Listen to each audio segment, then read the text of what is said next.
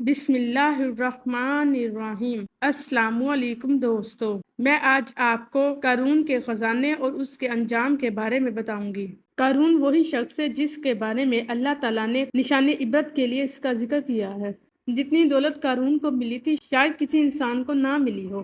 قارون حضرت موسیٰ السلام کے چچا یاسور کا بیٹا تھا۔ وہ بہت زیادہ حسین تھا، اس لیے بنی اسرائیل کے لوگ اس کو منور کہا کرتے تھے۔ قارون اپنی قوم میں سب سے زیادہ با اخلاق اور نیک سمجھا جاتا تھا۔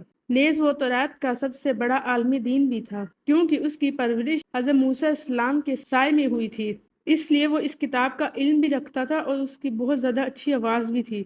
وہ توریت کو اچھی آواز میں تلاوت کیا کرتا تھا، یہی وجہ تھی کہ لوگ اس کا بہت زیادہ ادب و احترام کیا کرتے تھے۔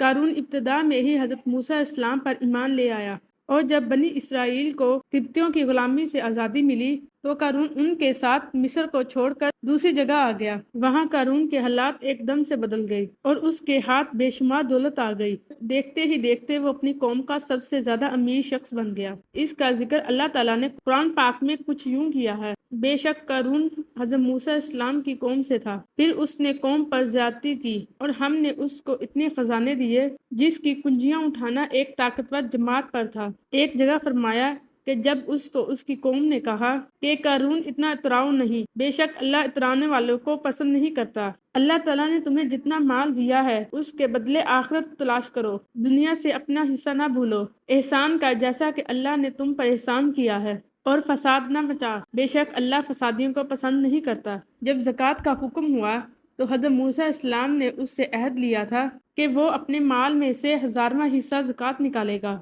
جب اس نے اپنے مال کا حساب لگایا تو اس کے مال میں سے بہت بڑی رقم زکوٰۃ کے لیے نکلی، لہٰذا اس کے دل میں حرص و لالچ پیدا ہو گیا اور وہ زکوٰۃ کا منکر ہو گیا۔ اس نے ایک گندی چال چلی، اس نے اپنی قوم میں سے ایک گروہ کو چنا جو اس کے حمایتی تھے، اور کہا: اے بنی اسرائیل، موسیٰ نے ہمیں بہت زیادہ امور کے بارے میں حکم دیا ہے جس کی تم لوگوں نے پیروی کی، اور اب وہ تمہارا مال لینا چاہتا ہے۔ کسی فحاشہ عورت کو لے کر آؤ تاکہ اسے کچھ پیسے دے کر موسیٰ کو بدکار ثابت کیا جائے۔ قارون نے اپنی قوم کو جمع کیا اور حضرت موسیٰ السلام سے کہا کہ زنا کی کیا سزا ہے؟ حضرت موسیٰ السلام نے کہا: جو بھی زنا کرے حالانکہ اس کی بیوی بھی ہو، اسے سنسار کیا جائے یہاں تک کہ وہ مر جائے۔ قارون نے حضرت موسیٰ السلام سے کہا: حتیٰ کہ اگر یہ کام آپ نے بھی کیا ہو تو بھی یہی سزا ہے؟ حضرت موسیٰ السلام نے کہا: جی ہاں، حتیٰ کہ اگر میں بھی یہ کام کروں تو میرے لیے بھی یہی حکم ہے۔ قارون نے حضرت موسیٰ السلام سے کہا کہ بنی اسرائیل کے لوگ یہ کہتے ہیں کہ آپ نے فلاں فحاشہ عورت سے زنا کیا ہے۔ حضرت موسیٰ السلام نے کہا کہ اس عورت کو میرے سامنے لاؤ، لہٰذا وہ عورت آپ کے سامنے لائی گئی تو حضرت موسیٰ السلام نے اس عورت سے کہا: اے عورت، تجھے اللہ کی قسم جس نے بنی اسرائیل کے لیے دریا کو پھاڑ دیا، مجھے سچ سچ بتا، اصل واقعہ کیا ہے؟ حضرت موسیٰ السلام کی یہ بات سن کر وہ عورت کانپنے لگی اور اس نے بڑے مجمع میں صاف صاف کہہ دیا: مجھے قارون نے بے شمار دولت دے کر آپ پر الزام لگانے کے لیے کہا ہے۔ اس وقت حضرت موسیٰ السلام آپ دیدہ ہو کر سجدہ شکر میں گر پڑے اور بحالت سجدہ آپ نے یہ دعا مانگی: اے اللہ، قارون پر اپنا قہر اور غضب نازل فرما۔ لہٰذا وہ لوگ جو اس کے ساتھ تھے وہ اس سے جدا ہو گئے۔ حضرت موسیٰ السلام نے اللہ کے حکم سے زمین کو جب حکم دیا تو زمین پھٹ پڑی، تو قارون اور اس کے ساتھی زمین میں دھنسنے لگے۔